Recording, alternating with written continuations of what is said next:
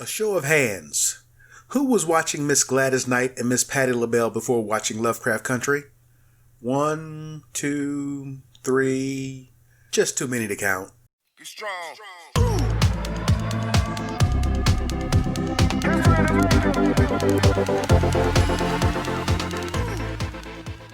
Welcome to 5 on the Backhand Side. This week we review episode 5 of Lovecraft Country titled Strange Case. There will be spoilers. Please be sure to hit that like and subscribe button and also subscribe to channels similar to ours. Now, let's get into the episode. Dog Lady Dell is back. She wakes up confused on a bed and stumbles her way to a mirror. What? It's Ruby in a white woman's body. She makes her way back to the south side, apparently without any money. I didn't see a purse or pockets. There she tries to convince a barber that she is Ruby before a young man bumps into her while trying to offer help. White cops show up and threaten the young man, but Ruby says he was just trying to help her. They take her back to William, who they think is her husband. She transforms back into Ruby, and William helps her emerge from the white skin. The Great Britain in their crosshairs. Scientists say locust nymphs hatch from eggs, and they will go through 5 multi- Montrose looks down at his blood-stained fingers as Tick and Letty enter the room looking for Yahima. He says she is gone, along with Titus's pages, and Tick begins to whip his father's ass. There are some years of pent-up frustration in those punches. William explains to Ruby the potion he gave her wears off after a time. He says some incantation in the mirror that releases butterflies into the room.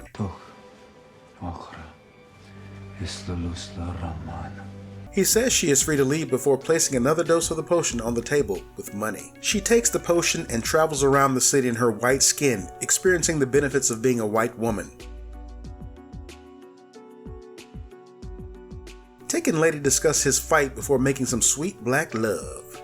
This was more passionate than their first bathroom encounter. William tells Ruby he will need a favor for Christina. The deal with the devil is coming due. She explains to him that she did not take his money because the only currency she needed was her whiteness. She goes back to Marshall Fields in her new persona as Hilary Davenport to apply for a job.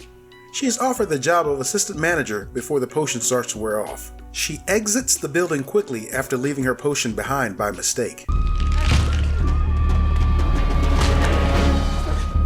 Cabrini Green Projects. A show of hands. How many of you only know the name from watching Candyman? Montrose goes to apartment 704 to meet Sammy. He asks him about his injuries, O-phase or the N-word this time, before they have aggressive sex. I didn't know a person could have that much saliva just built up in their mouth. Ruby starts her new job and their manager Paul Hughes seems to be a little handsy. She speaks with the only black employee, Tamara, and finds out that she is not as qualified as she was to obtain the position. If she ever applied, she might have actually gotten the job. Counting courses down at the Frederick Douglass Center? I didn't even know they had those there. She talks with some of the white female employees and see how they feel about Tamara, and they all want to go to the south side of Chicago. They are fascinated about the prospect of some jungle fever. Outside, William is waiting to pick her up and tells her that the favor is needed tonight. She will be meeting Miss Braithwaite at a party and shows her a box that contains a maid's uniform. At the secret lodge, Ruby walks around as Captain Lancaster discusses taking the reins of their social club and rumors of other members defecting. Christina meets her outside of the kitchen and gives her a stone with the same symbol we have seen in previous episodes. He wants her to hide it in the police captain's office. She tells Ruby that William is the rightful heir to the lodge and the captain shot him in the back and dumped his body in the river, and that she somehow was able to help him. Tick has a vision of his ancestor mouthing something to him before he burns in flames. He wakes up and talks to Letty. He's been trying to decipher the pages from photos she took. His middle name is also Samson. The same symbol can be seen in many of the photos. He tells her he thinks his father killed Yahima. Ruby places the stone in a drawer inside Lancaster's office. You just knew she was going to get caught. She hears someone in the closet. She opens the door and sees a man with a bleeding neck. He should be dead. She hides in the closet with him before Lancaster and the other lodge members enter. He has some serious skin condition going on and applies some ointment. I think he has been cursed to turn into a black man. We overhear them saying that they convinced the county sheriff in Kentucky to protect the Winthrop Observatory.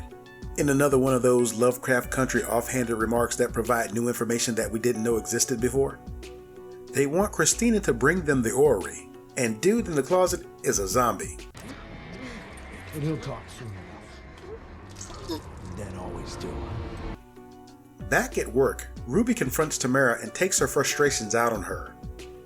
The manager Paul comes by because Ruby was so loud. She convinces him that Tamara is going to take them to the south side. Sammy and his fellow drag queens are preparing for a ball. We found out that he and Montrose have never kissed. At Sammy's bar, the white co-workers mingle with the blacks, while Ruby goes outside and transforms back into her fine black self. With the transformation complete, she sees through a hole in the fence as Paul Hughes tries to sexually assault Tamara. At the ball, Montrose is finally free to be himself and experiences sexual freedom that he has not been able to explore. He and Sammy finally share a kiss. As Christina comes out of the basement, Ruby states she is not William and asks her what is in there.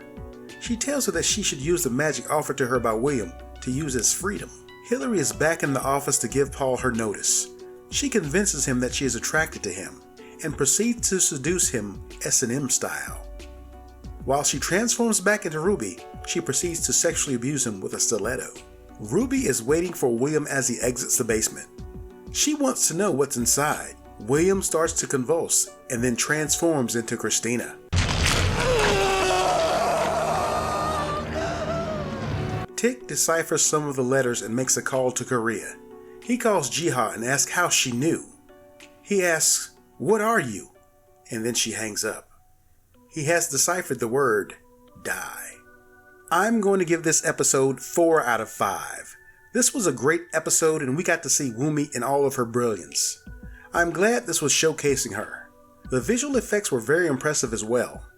This episode also explored sexuality and relationships. There were homosexual, straight, and interracial themes explored throughout. We also got a lot of new information and more mysteries as to where the story is heading. Well, thanks for clicking on this video, and don't forget to like and subscribe to my channel and others similar. We'll see you next time, and keep it copacetic.